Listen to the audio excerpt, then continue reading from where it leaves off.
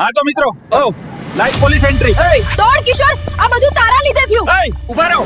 જુઓ મિત્રો, પોલીસ પકડવા આવી છે. સબસ્ક્રાઇબ કરો. ક્યાં ગયા છે? જવા નહીં દઉં. એ કોણ છે ત્યાં? ચૂપ.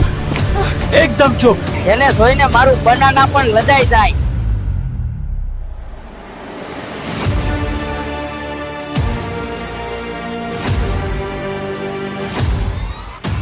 નમસ્કાર મિત્રો, આજે હું તમને અમારા ગામના જૂના વટવૃક્ષ વિશે બતાવવાનો છું, જ્યાં મારા દાદા મને વાર્તાઓ કહ્યા કરતા. મને હજુ યાદ છે કે મારા દાદા અમને ચોકલેટ આપતા અને બહુ બધી વાર્તાઓ કહેતા હતા.